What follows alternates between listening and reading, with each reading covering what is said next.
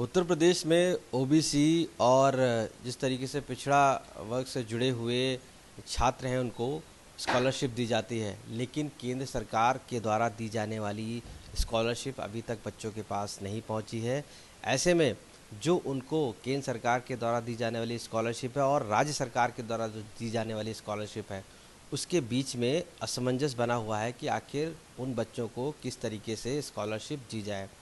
ये बच्चे तकरीबन 40 लाख जो उत्तर प्रदेश में हैं, उनको लेकर एक अहम बैठक हुई जिसमें मंत्री नरेंद्र कश्यप को खुद उतरना पड़ा। ऐसे में हमारे साथ मौजूद हैं नरेंद्र कश्यप जी, जो पिछड़ा वर्ग कल्याण मंत्री हैं। सर, जिस तरीके से ये ओबीसी स्कॉलरशिप दी जाती है बच्चों को, उसमें जो इकोनॉमिकल रूप से कमज़ोर होते हैं उनको भी दी जाती है, तो क्या वजह है कि उनको अभी तक स्कॉलरशिप नहीं मिल पाई है? क्या दिक्कत आ रही है? कल हमने दोनों ही विभागों की बैठक करके अपने सभी अधिकारियों को निर्देशित कर दिया है कि पूर्व वर्षों की भांति 2250 रुपये प्रति बच्चे के हिसाब से शीघ्र बच्चों को स्कॉलरशिप जारी कर दी जाए, क्योंकि और अधिक समय तक बच्चों को इंतज़ार कराना ठीक नहीं रहेगा। हाँ, एक विषय ये जरूर बीच में आया था कि केंद्र सरकार की तरफ से एक निर्देश प्राप्त हुआ है कि जो उत्तर प्रदेश के सरकारी स्कूलों में पढ़ने वाले बच्चे हैं उनको स्कॉलरशिप की धनराशि 4000 रुपये प्रति वर्ष के रूप से दी जाए। ऐसा निर्देश केंद्र सरकार से आया, परंतु धनराशि अभी प्राप्त नहीं हुई है। तो उत्तर प्रदेश में चूंकि पहले से हम 2250 रुपये देते आए हैं, तो हमने जब केंद्र सरकार से हमको पैसा मिलेगा उसके बाद हम विभागीय अधिकारियों के साथ बैठकर निर्णय लेंगे कि अग्रिम कार्रवाई हमें किस प्रकार से की जानी है। फिलहाल बच्चों की आवश्यकता को देखते हुए पूर्व की भांति हमने 2250 रुपये प्रति वर्ष के रूप में स्कॉलरशिप देने के निर्देश अधिकारियों को दे दिए हैं। संभवतः जल्दी ही उन बच्चों को स्कॉलरशिप मिल जाएगी। सर, कितने बच्चे अभी हमारे पास हैं जो उत्तर प्रदेश सरकार जिनको ये स्कॉलरशिप देती है, और कितने बच्चों को जो सेंट्रल द्वारा स्कॉलरशिप दी जानी है वो कितने लोगों को दी जानी है? एनआईसी के माध्यम से सारे बच्चों की संख्या का सही अनुपात आता है। कल मैंने अधिकारियों को ये भी निर्देशित किया है कि एनआईसी के साथ बात करके कुल कितने बच्चे अभी इस श्रेणी में है जिनको स्कॉलरशिप दी जानी है उसकी संख्या का आकलन किया जाए।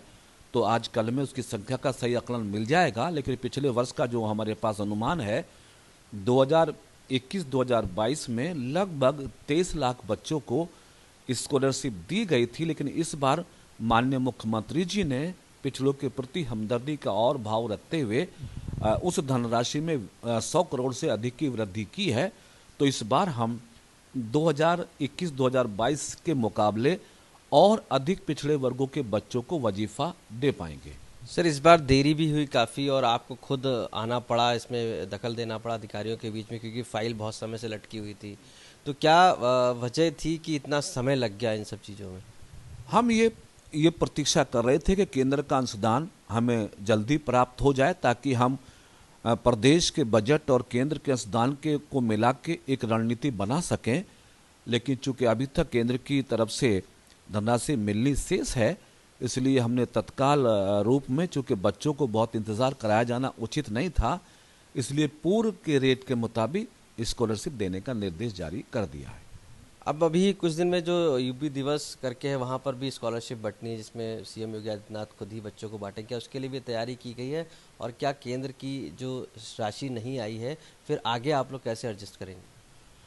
केंद्रीय माननीय मंत्री जी से वार्ता करेंगे और मुझे अच्छी तरह से ध्यान है कि चूंकि वो अंशदान देश के सभी प्रदेशों को एक बार में जारी होता है, तो देश के सभी प्रदेशों को केंद्र अंश जारी होना है। तो उम्मीद है कि क्योंकि हमारे केंद्रीय मंत्री जी बहुत संवेदनशील हैं, जल्दी ही केंद्र की राशि हमें उपलब्ध हो जाएगी और प्रदेश की राशि ऑलरेडी हमारे पास उपलब्ध है।